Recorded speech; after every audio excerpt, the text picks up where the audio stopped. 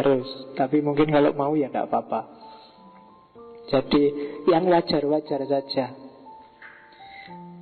Bekerja 100, ya nanti imbalannya baliknya juga 100. Wajar. Yang nggak wajar pasti ada yang nggak beres di situ. Dan nanti ada efeknya pasti. Action in no action. Lakukan sesuatu tapi sesuai sunnatullahnya. Tidak harus bikin yang mukjizat-mukjizat, yang luar biasa. Hidup yang dipedomani sunnatullah. Kamu loncat dari lantai 3 amplas, itu secara sunnatullah mati. Itu aja yang dipegangi. Jangan jajal meskipun kamu yakin, loh kalau Allah menghendaki Pak, bisa loh Pak tidak mati. Ya jajalan era percaya. Enggak, yang kita pedomani secara sunnatullah, loncat dari rantai 3-nya amplas yang paling atas itu ya tewas. Sunnatullahnya itu bahwa ya mungkin saja Allah intervensi, tapi jangan dicoba. Itu namanya action in no action. Bisa kok kamu jajal loncat dan selamat, tapi itu tidak sesuai sunnatullah. Secara sunnatullah kamu mati. Itu jadi bekerjalah yang alami. Jangan memaksakan diri, jangan ngatur-ngatur, jangan mempengaruhi yang sudah hukumnya. Toh sunnatullah juga dari Allah. Ada banyak hal. Manusia hari ini kan gitu. Mentang-mentang jelek terus kulitnya hitam operasi. Kayak Michael Jackson itu jadi putih kabeh. Tapi ya ada efeknya kan akhirnya. Mungkin kanker kulit, mungkin susah, macam-macam. Jadi action in no action. Tidak harus ambisius, tidak harus intervensi. Oke, sekarang masih ada waktu. Saya agak cepat. Ada 10 makomat. Saya menyebutnya makomat, pinjam istilah dari Sufi. Jadi suluk juga dari Sufi. Suluknya para ulama Zen ini biasanya digambarkan dengan lukisan sapi dan penggembalanya. Ada 10 lukisan. Dan itu dimana biasanya deret itu. Ini tak ambil lukisan yang agak mending. Biasanya lukisannya agak jelek-jelek karena kasar. Lukisan tangan. Untuk menggambarkan 10 step Zen Buddhisme. Versinya banyak, tapi alurnya sama. Kenapa pakai sapi? Jangan lupa sumbernya dari India. Bagi India sapi itu dimuliakan. Ya, kalau di sini dibantai habis-habisan. Iya. Kalau cuma dibantai tidak apa-apa. Ada yang tega sekali kan, mau dibantai digelonggong itu kan, dimasukin air. Itu bisa nangis-nangis orang India kalau lihat itu. Jadi analoginya sapi. Saya baru tahu kemarin baca-baca di India itu, kalau ada perempuan cantik dan anggun, terus bijaksana, pinter, itu pepatahnya adalah perempuan itu seperti sapi. Nggak ada di sini ya. Kalau di sini anak perempuan disebut sapi mesti marah. Tapi di India kalau ada perempuan disamakan dengan sapi, berarti dia anggun terus pinter. Jadi cantik, anggun, pinter. Wah, hebat sekali kamu seperti sapi. Iya rasanya ya orang enak, tapi udah apa-apa lah. Orang sana tradisi sana. Karena sapi bagi kita kan rasanya beda dengan orang India. Orang India sapi kadang tidak ditaruh di belakang di kandang, tapi ditaruh di kamar tamu. Iya. Jadi karena sapinya dimuliakan. Oke. Level pertama bagi mereka yang ingin menjalankan lakunya Zen adalah kesadaran. Mencari sapi yang hilang. Jadi ada seorang penggembala yang kehilangan sapi. Jadi yang pertama cari sapi dulu. sadarilah bahwa kamu kehilangan. Sadarilah dalam hidupmu ada yang keliru, ada yang gak beres, ada yang kosong, ada yang melarikan diri, ada yang harusnya jalan tapi gak jalan. Kesadaran akan masalah. Salah satu poin bahwa hidupmu sudah di jalur yang benar adalah kamu sadar terhadap apa yang keliru dalam hidupmu. Jadi pertama-tama harus kamu sadari bahwa sapimu hilang. Kalau ini saja belum, enggak. Makanya kalau di Islam makomat itu hampir semua sufi level pertama adalah tobat.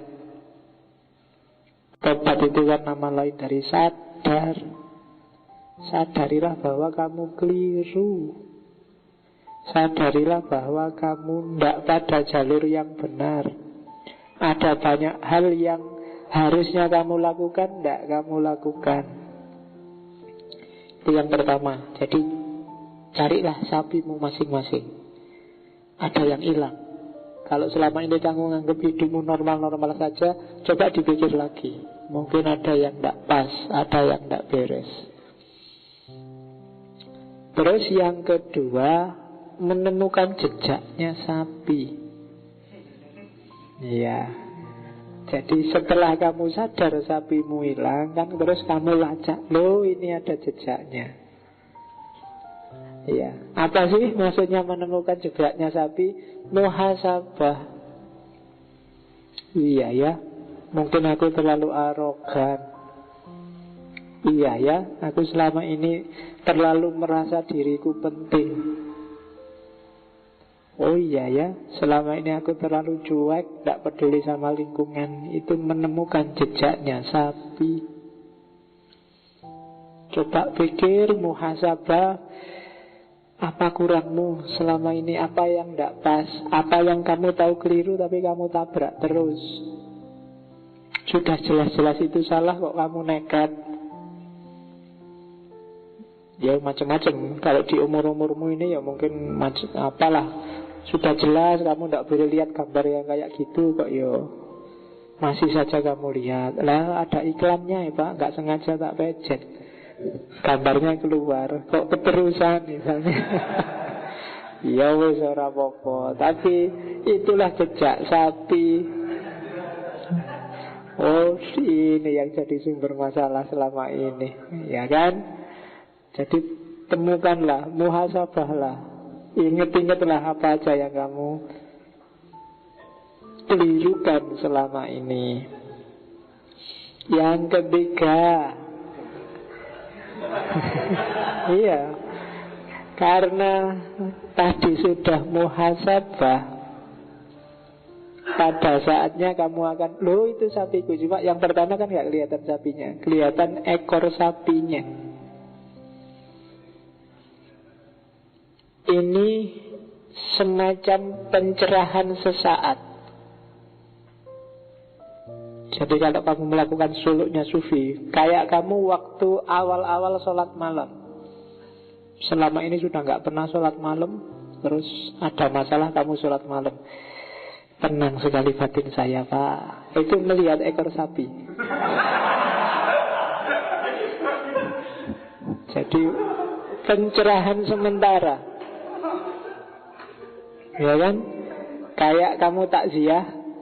Misalnya ada orang meninggal, kamu takziah, terus kamu merasa, wah hidup ini memang sementara, sekaya apapun orang. Tiba-tiba kamu jadi bijaksana sekali. Itu pencerahan sesaat. Pulang dari situ kan kamu kumat lagi.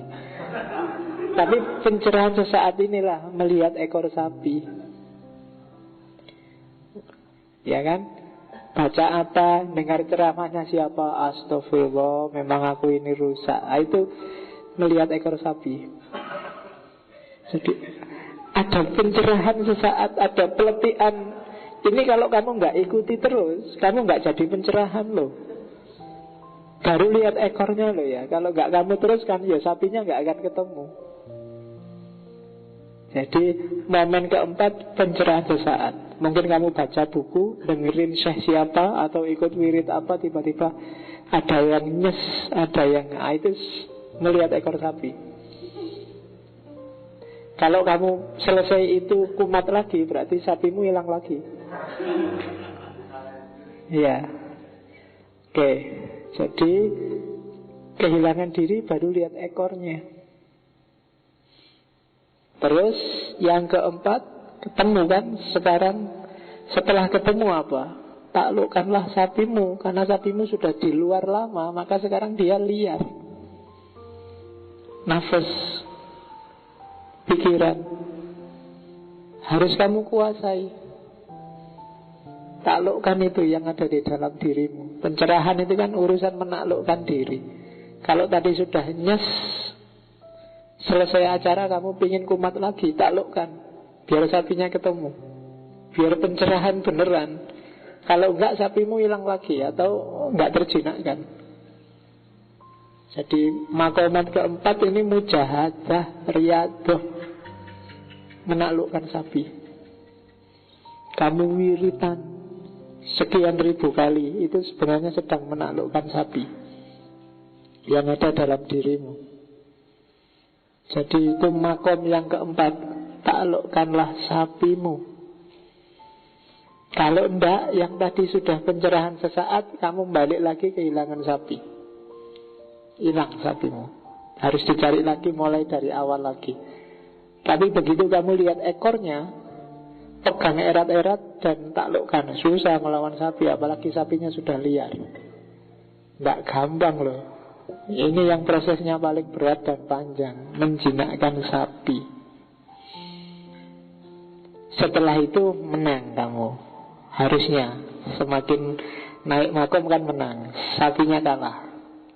Kamu bisa menaklukkan dirimu kalau perjuangannya sungguh-sungguh. Inilah kasyaf, inilah ma'rifat. Kamu bisa menaklukkan dirimu, menguasai dirimu. Itu perjinakannya sapi. Setelah itu apa? Pulang ke rumah, kembali ke dirimu yang sejati. Ya kan? Kamu menaiki sapinya. Bukan kamu yang dikontrol oleh pikiranmu, oleh nafsumu, tapi kamu yang kontrol pikiranmu, kontrol nafsumu, kesadaranmu.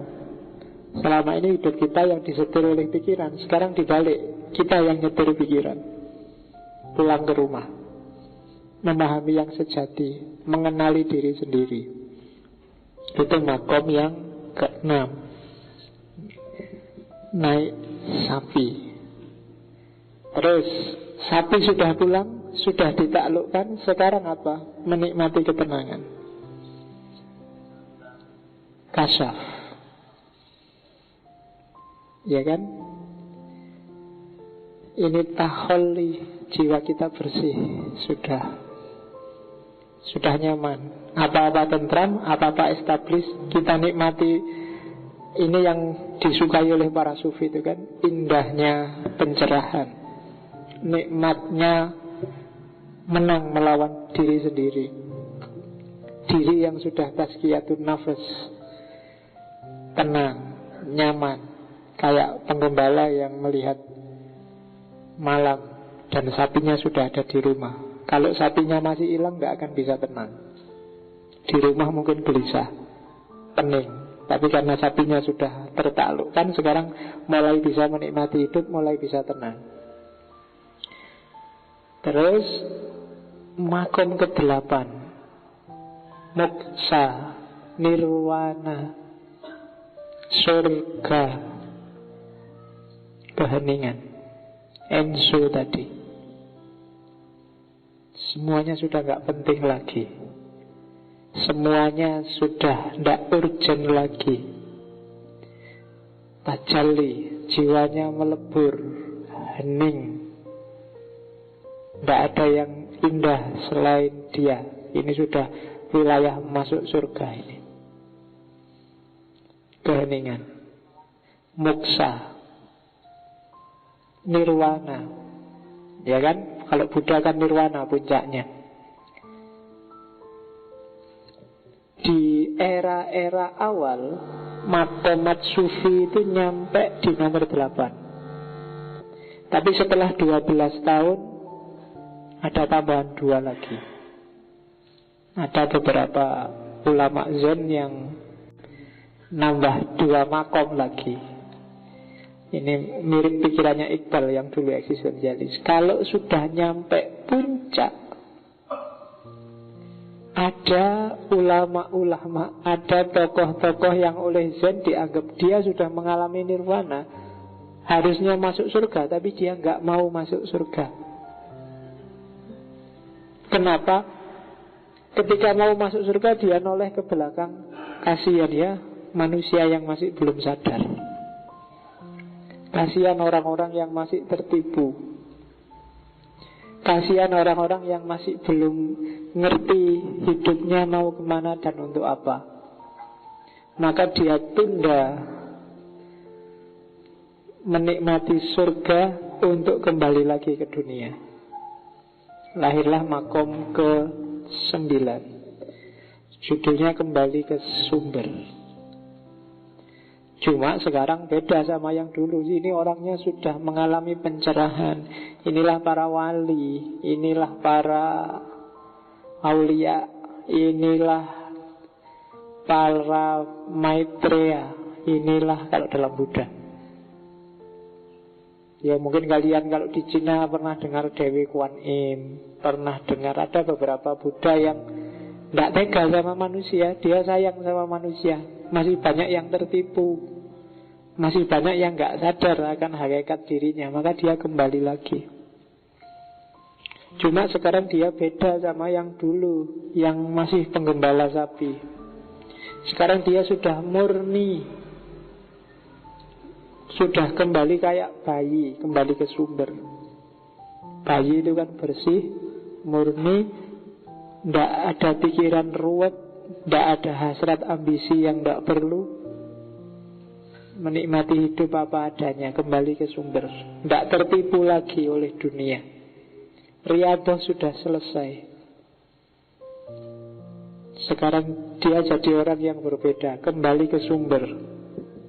Dan puncaknya adalah, ya sudah, dia sekarang sudah murni, saatnya mengunjungi pasar dunia. Ya, hidup bersama masyarakat, menularkan kesadaran, menularkan pencerahan. Jadi orang-orang kayak gini katanya Buddha banyak. Orang-orang kayak gini namanya Maitreya. Maitreya itu terjemahan harafiahnya mitra dunia, sahabatnya alam semesta. Jadi dia, kalau di Buddha gambarannya bukan wali yang punya jenggot pakai serban, tapi orangnya lucu, malahan gendut, dan kalau ketawa ya ketawa aja bebas. Biasanya cuma bawa buntelan satu. Jadi karena bagi dia hidup itu ya nggak butuh banyak-banyak kok. Cuma butuh berapa baju, paling sebanyak-banyaknya baju paling butuh 2 atau 3. Toh yang dipakai cuma 1 kan. Iya, bisa lo diputer, 1 dipakai, 1 dicuci. Kalau agak kaya ya beli 3. 1 dipakai, 1 dicuci, 1 taruh lemari. Nanti yang dipakai dicuci, yang dicuci taruh lemari, yang di lemari dipakai. 3 bisa diputer dan tetap bersih dan bagus. Kamu yang kos-kosan aja bajumu berapa?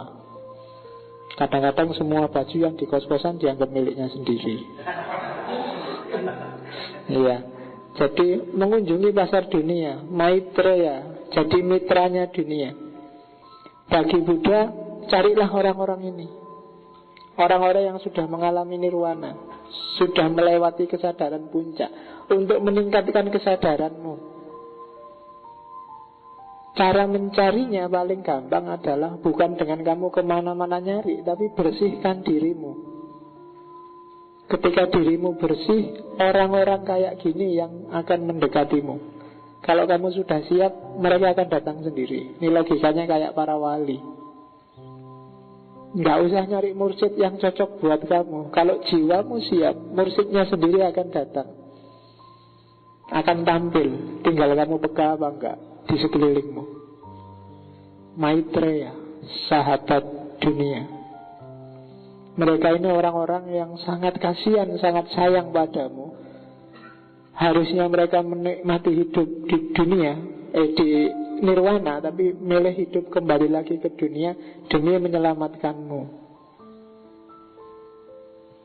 Dan di antara kitab-kitab Buddha nanti ada ramalan bahwa di akhir zaman akan ada Maitreya yang naik onta. Dan di banyak tafsir, bagi banyak orang itu sebenarnya meramalkan kehadiran Nabi Muhammad. Makanya nanti cari buku yang judulnya bahwa Nabi Muhammad ada dalam kitab-kitab Weda. Ya meskipun namanya pasti bukan Muhammad, tapi isyarat-isyarat keberadaannya mirip dan sama.